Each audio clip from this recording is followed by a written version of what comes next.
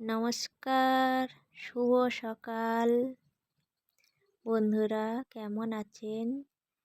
সবাই ভালো আছেন আশা করছি, যে যেখানে আছেন সুস্থ আছেন। আমার রাধারানী আর গোবিন্দের কৃপায়।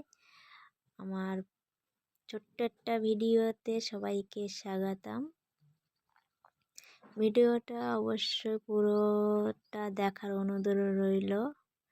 আমি এই গাঁদা ফুলের ভিডিওটা করছি। ফুলের গাছটা কত বড় তাই আমি দেখাবো আজকে তোমাদেরকে। দেখুন, এই নিচে ওর গোড়াটা রয়েছে, বাঁধা রয়েছে। এই নিচ থেকে আর ওপর পর্যন্ত কত বড় গাছ।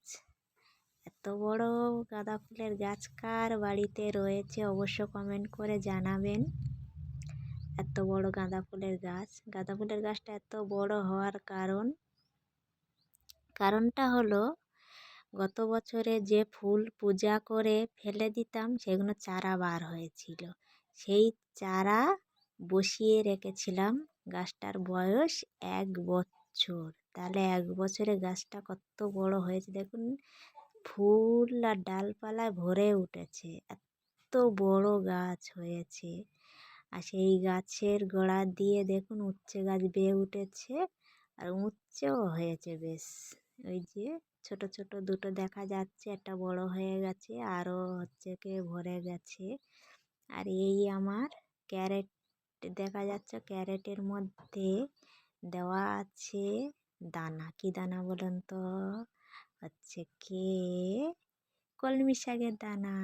গাছও বেরিয়েছে, একদিন আপনাদেরকে দেখাবো। গাছ বার হচ্ছে, কলমি শাকটা কেমন হয়েছে দেখাবো। ক্যারেটের মধ্যে দানা দিয়েছি তো, নিচেও দেব, কিন্তু পরে দেব। আর ওদিকেও ফুল দেখা যাচ্ছে, গাঁদা ফুল। বড় বড় গাছ তো, অনেক ডালপালা ভেঙে ভেঙে পড়ে গেছে, বা ভেঙে দিয়েছি আমি। কেননা হচ্ছে কি বিশাল বড় বড় হয়ে গেছে। 1 বছর বয়স গাঁদা ফুলের গাছগুলো, তাও ভাবতে পারছো। আর আমার এই উঠানে এই যে তুলসী গাছ চারদিকে, আর সবাই হয়তো ভাবছো আমার উঠানে ঘাস ভর্তি। না বন্ধুরা, আমার উঠানে ঘাস কেউ না, এগুলো সব টাইম ফুলের গাছ লাগানো আছে। দেখে মনে হচ্ছে বাড়ির উঠানটা নোংরা হয়ে আছে, ঘাস ভর্তি। কেউ ঘাস নয়, আমি দেখিয়ে দিচ্ছি। এগুলো সব টাইম ফুলের গাছ। এগুলো যখন বর্ষার সময় ফুল ফোটে তো, টাইম ফুল বর্ষার সময় বেশি ফোটে, তখন খুব সুন্দর লাগে দেখতে। সব টাইম ফুলের গাছ। এগুলো সার দিই, জল দিই। যেহেতু আমার জলের অভাব, বেশি দেওয়া যায় না, আর সার দিলে তো খুব জল লাগে। আর লোকের পুকুর থেকে জল বয়ে বয়ে নিয়ে আসি তো, জল নিয়ে আসবো, সেও আপনাদেরকে দেখাবো।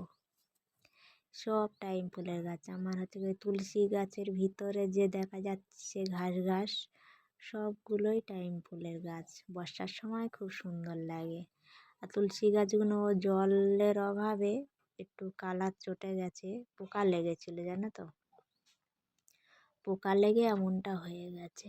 বিষ দেওয়া হয়নি, সার দেওয়া হয়েছিল কিন্তু বিষ দেওয়া হয়নি, তার কারণে তুলসী গাছগুলো এমনটা হয়ে গেছে। আর তুলসী গাছে পাতা পড়ে পড়ে উঠোনটা এই যে ময়লা হয়েছে। আর তুলসী গাছের ভিতরে তো টাইম ফুলের গাছ লাগানো আছে, তাই পাতা পড়ে পড়ে ওর মধ্যেই পড়ে থাকে, আর পরিষ্কারও করা যায় না। তা আমার ছোট্ট একটা তুলসী মচ্ছব মন্দির মতো বানানো আছে।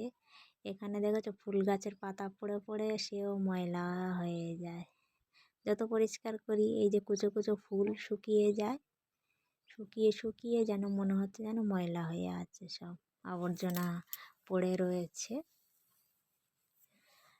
আর তুলসী গাছে মঞ্জুরিগুলো হয়েছে, দানাগুলো হয়েছে তো, ওগুলো কেটে দেবো, দিলে বেশ ফড়কি ছেড়ে আবার সুন্দর হয়ে উঠবে। সার জল পড়লে তো, কেননা ওই যে দানাগুলো থেকে গেলে ও গাছ মরে যাবে, আর বাঁচবে না। কিন্তু দানাগুলো কেটে দিলে গাছগুলো থেকে যাবে, আবার সারা বছর পাতা দিয়েতেই থাকবে।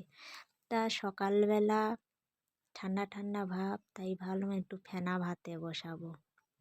মেয়ে ঘুমাচ্ছে, ফেনা ভাত খাবে। মেয়ে ফেনা ভাত খেতে ভীষণ ভালোবাসে।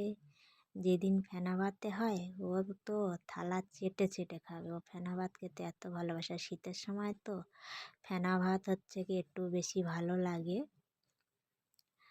আর দেখো বন্ধুরা, আমি ফেনা ভাত বসিয়ে দিয়েছি আর আমার মেয়ে নাড়াচাড়া করছে, দেখেছো?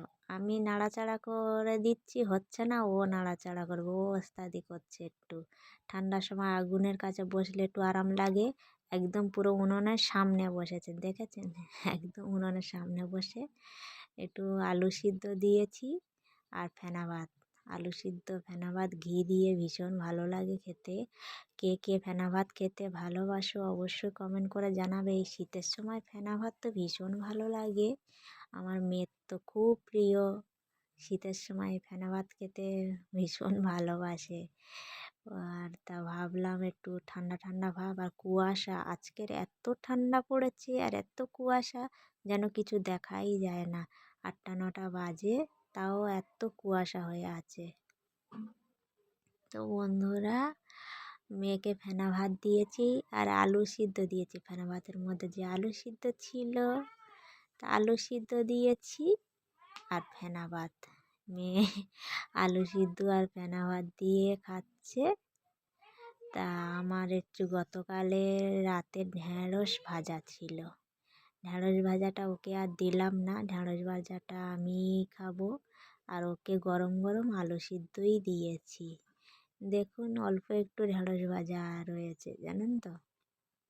তা ভাবলাম গরম গরম আলু সিদ্ধ আছে যখন, তা বাসি ঢ্যাঁড়স ভাজাটা ওকে দেবো না, ঢ্যাঁড়স ভাজাটা আমিই খাবো। আর ওকে গরম গরম আলু সিদ্ধ আর ফ্যান ভাত দিয়েছি, ও খাচ্ছে। তা আমি হচ্ছে গিয়ে একটু জল নিয়ে আসতে যাব। আমার তো জল অনেক দূর থেকে বয়ে বয়ে নিয়ে আসতে হয়। এই শীতের সময় জানেন তো, লোকের পুকুর থেকে ডুবে চান করে আসি, জানেন তো? কত জল বয়ে নিয়ে এসে চান করব বলুন তো?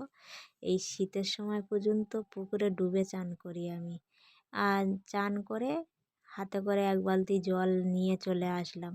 না হলে জল যদি আমি নিয়ে এসে চান করি, আবার সেই জল আনতে যেতে হবে। কেননা বয়ে বয়ে কত নিয়ে আসবো বলুন তো? অনেকটা দূর পুকুর তো তাও আমার নিজস্ব পুকুর নয়, লোকের পুকুর দিয়ে আনতে। ওই যে সানের ঘাট দেখা যাচ্ছে দূরে, কতটা রাস্তা আসতেই হয়। দেখো এই যে এদের বেল গাছ, কদবেল গাছ কত মোটা, দেখেছো? কদবেল গাছের গোড়াটা দেখা যাচ্ছে। এই যে কাঁটা পড়ে থাকে, কাঁটাও মাঝে মাঝে পায়ে ফুটে যায়, কি করব? কিছু করার নেই, জুতো পরে আসি, কোনো সময় খালি পায়ে দৌড়ে চলে আসি। কুয়াশা দেখতে পাচ্ছেন, একদম অন্ধকার হয়ে আছে কুয়াশা। আর 9টা বাজে তাও এত কুয়াশা হয়ে আছে। তা আমি এই জল নিচ্ছি, এটা হচ্ছে কি বাথরুমে ঢালবো, আবার জল বয়ে নিয়ে যাব, আবার বাসন মাজবো। এই সারাদিন জল বইতে বইতেই চলে যায়।